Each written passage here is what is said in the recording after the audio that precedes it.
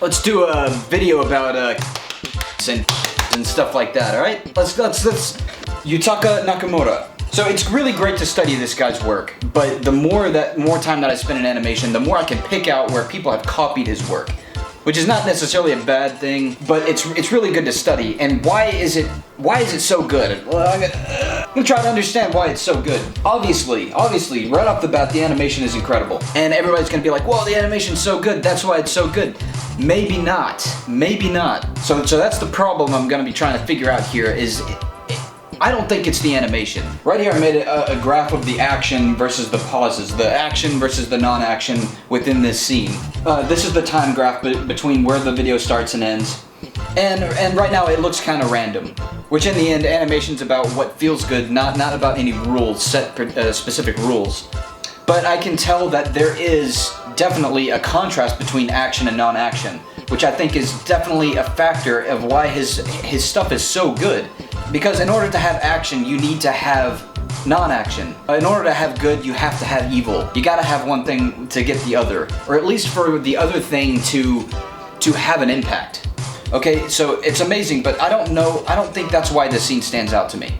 Another thing I kind of want to go over, which I went over Into the Spider-Verse breakdown, and I already kind of went over this, but I'll just kind of mention it again, which I think is really cool in this one, is that, again, this is a story of this is about fighting over the dominant side of the screen, of the camera.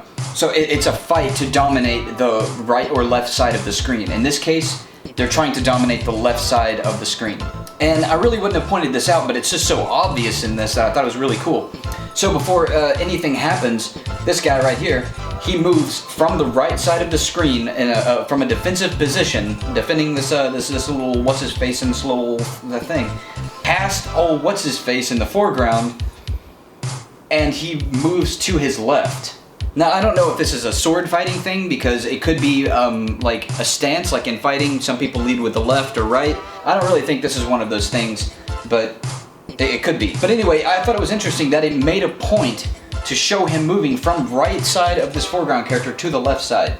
Right after that, what's his name, the bad guy, moves from the right side of the screen to the left. He makes an active move to get back onto the left side of the screen, which I thought that was pretty interesting. And right here in the next shot, he's still moving from right to left to try to move back, to move to the dominant side of the screen, and then it does a wide shot, and then there he is on the left side again. So he moved from right to left, saying, "I'm gonna dominate this side," and then the bad guy says, "No, you're gonna have to get through me first." And then boom, he moves from left to right, and then and that goes on throughout the whole scene pretty much. You know, it's not perfect in every spot. They might be moving from right to left, left to right. It might kind of change up, but it feels right.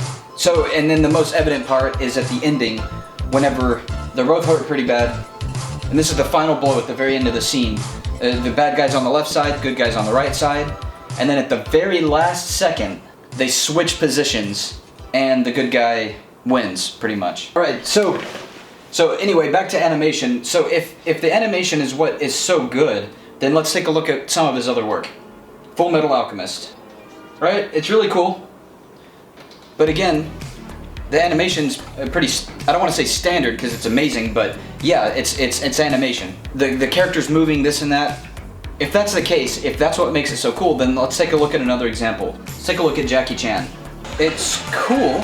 Look at the action is great, the choreography is great, but that's not it. It just doesn't feel, it just feels different, right? I mean, there's no denying Jackie Chan is amazing at choreography, and so that's not the issue.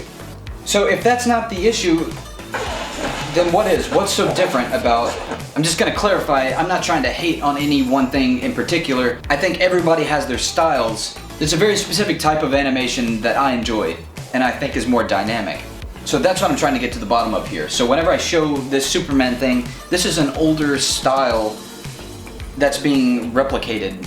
All right, it's just a style. Nothing's better or worse than one other thing. All right, so this is very clear. Superman, Batman, these type of things, Warner Brothers or DC, I guess. A lot of it comes from comic books, and in comic books you have to be very clear. So they get the inspiration, or they get the reference from the comic books probably, and the style, and a lot of that consists of clarity.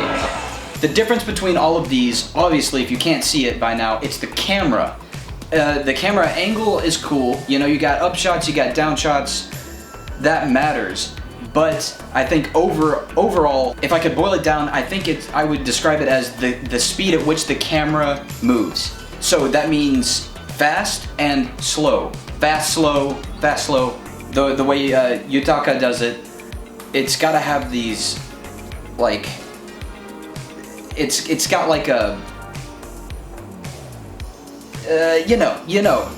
Okay, so if this is the case, that it's the camera is what is so good about it, then let's explore other cameras. Let's say, so that means fast camera's good camera work. All right, let's check that out. All right, we're gonna take a look at some Gladiator here.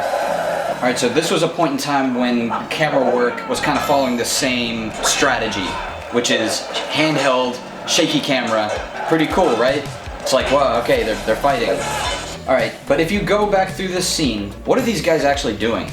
They're not really doing anything. They're swinging, they're walking towards each other. That's what they're doing, essentially. There's nothing really going on. Again, I'm not saying it's a bad thing or a good thing. It's just interesting how the camera, you put a shaky camera in there, and you get up close like a telephoto lens, and you get really up close to these characters, and you just start shaking that camera. You start shaking it, and then boom, you got yourself an action scene.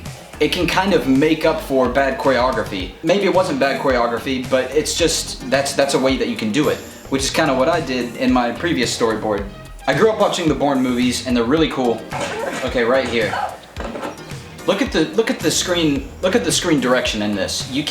I personally can't tell where she is.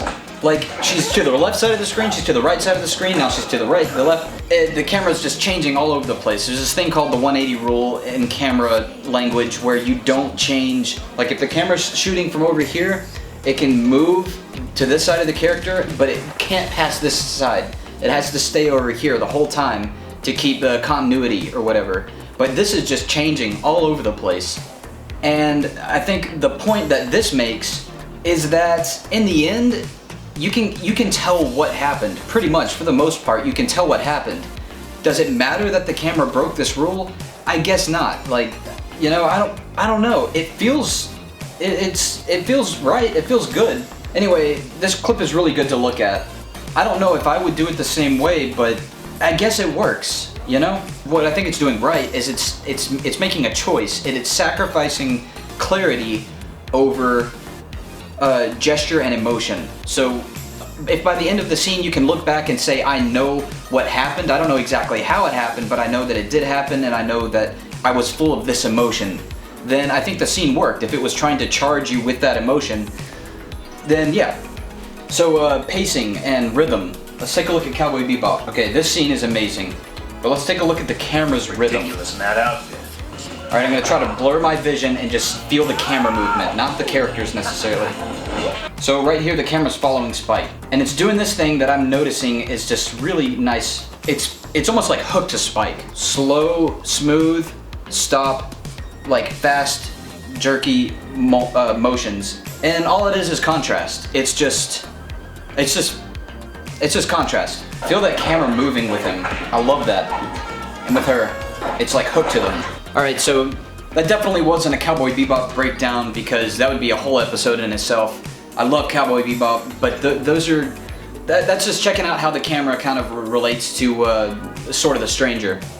So if you can kind of have that mindset in your camera work, if you can have that mindset in your animation too, how your characters move, I think it's really pleasing. It's pleasing for me, where other people really do it different, like Warner Brothers and even Disney. Disney can have more of a flow to it. That has a lot to do with just like frames and cultures probably too. Japanese style of animation can be more conservative, or maybe more simple is the right word, where you choose to simplify the amount of frames that you use versus, you know, just using every frame that you can. But anyway, if you want 2 free months of Skillshare, Skillshare has storyboarding classes, 2 months free, 2 weeks free of Skillshare, and you click the link in the description below, and then you get to it. And then if you